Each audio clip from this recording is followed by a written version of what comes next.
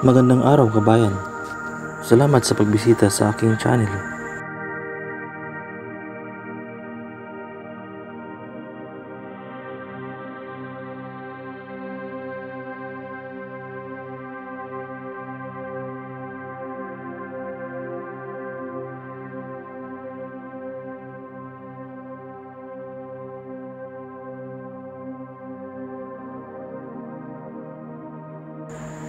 Kung ikaw ay taga Brooks Point, marahil ay nagtataka ka kung saan o kanino ba hinango ang pangalan ng bayang ito na sa tunog pa lamang ay tila pangalan ng isang dayuhan.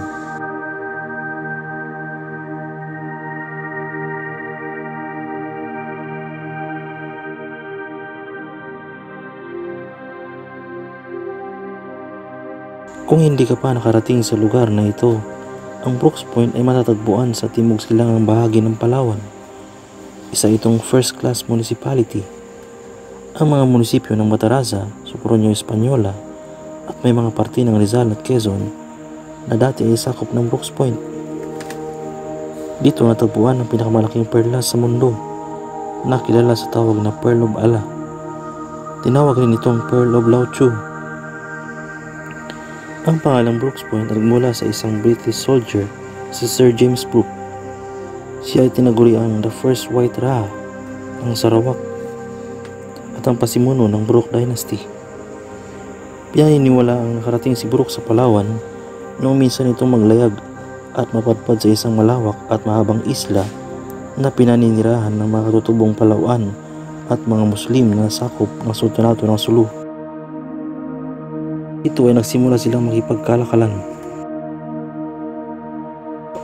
Napagawa siya ng barola o lighthouse at daungan sa lugar at dahil dito ay nakuha niya ang tiwala ng mga tao. Ang pangalang Brooke ay naging tanyag sa lugar at nang dumating ang mga Amerikano pagkalipas ng halos isang siglo ay tinawag nila itong Brooks Point. Ang mga katutubo noong una ay hindi sang-ayon dito sapagkat ang pangalang Brooks Point ay sumasalamin sa isang kolonyalismo at ninais nilang maibalik na lamang ito sa dating pangalan, ang Bunbun. Hanggang noong June 28, 1949 ay dineklara na itong munisipalidad ng Brooks Point sa pamamagitan ng Executive Order No. 232 na pinirmahan ni dating Pangulong Elpidio Quirino. Ating kilalanin si James Brooke. Si James Brooke ay anak ni Thomas Brooke, isang husgado sa Bareilly, British India, at ni Anna Maria Brooke.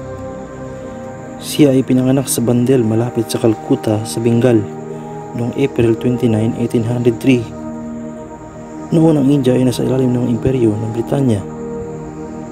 Si Brooke ay nanatili sa kanilang tahanan sa India hanggang sa ipinadala siya sa England noong 12 years old na siya upang mag-aral sa Norwich School. Ngunit hindi niya ito natapos.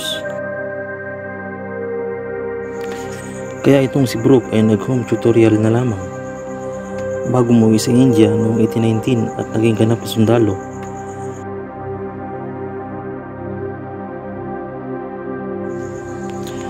Napasabak siya sa digmaan noong unang Anglo-Burmese War.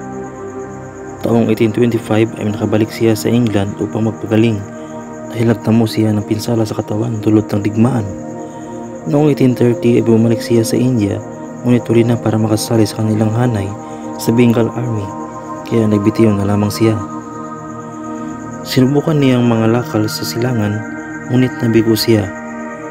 Taong 1835 ay pinamanahan siya ng kanyang ama ng halagang 30,000 pounds at bumili siya ng isang 142-ton schooner Royalist.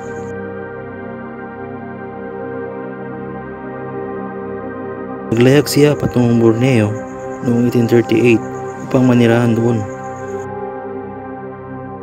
Ang Borneo ay nahahati sa tatlo.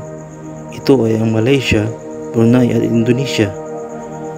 Nakarating siya sa Kuching na sakop ng Malaysia na noong una ay nag-aaklas laban sa Sultan ng Brunei. Namangha siya sa lugar at sa Sarawak ay nakilala niya ang tiyuhin ng sultan na si Pangeran Muda Hashim. Tumulong siya sa pagsugpo ng rebelyon at bilang pagtanaw ng utang na loob ng sultan ay naging gobernador siya ng Sarawak.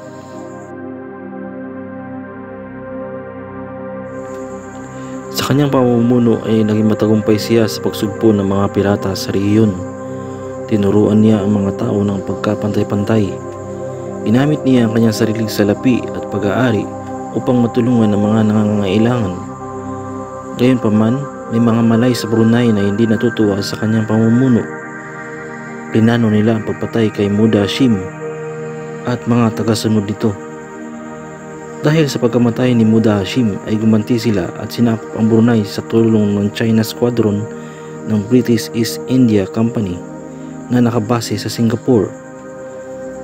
Noong 1842 ay opisyal na idineklara ang pamumuno ni Brooke bilang raha sa Sarawak ni Sultan Omar Ali Saifuddin II. Itinalaga rin siyang gobernador ng Labuan sa Brunei noong 1848, kaya si Brooke ay hinangaan hindi lamang sa Borneo kundi pati na rin sa Britanya. Siya ay pinarangalan ng Britanya bilang Knight Commander of the Order of the Bath o KCB. May mga aligasyon na si Brooke ay isang bisexual. Ito ay dahil sa isinulat niyang liham para kay Badruddin na prinsipe ng Sarawak. Nakasaad sa kanyang liham ang mga katagang, "Ang pag-ibig ko sa kanya ay higit na malalim kaysa kanino man." Noong 1848 ay nalink na naman itong si Brooke sa isang 16 years old na taga Scotland. Ito ay si Charles Grant. Ang sabi ng kanyang biographer, maaaring sila ay magkaibigan lamang dahil wala namang sapat na katibayan upang patutuhanan ang kanilang relasyon. Bagamat si Brooke ay namatay na hindi nag-aasawa, ay meron siyang ipinakilalang anak sa katauhan ni Reuben George Walker na kalaunan ay narehistro bilang George Brooke sa Plumtree, Nottinghamshire. Pinamunuan ni Brooke ang Sarawak hanggang sa siya ay mamatay noong June 11, 1868 sa edad na 65. Si Brooke ngayon ay nakaburo sa St. Leonard's Church, Shipstordebone, England. May mga hayop at halaman sa Borneo ang pinangalan kay Brooke.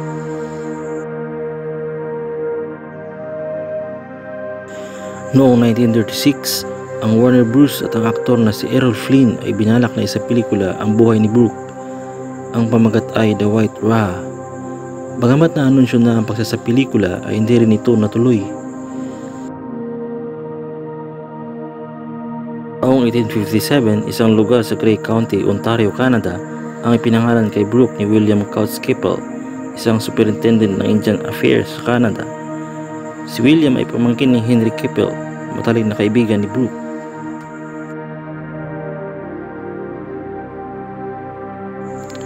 Dito nagtatapos ang talambuhay ni James Brooke. Maraming salamat kabayan sa panonood. At huwag po ninyong kalimutang isubscribe ang aking channel para updated kayo sa mga videos ko.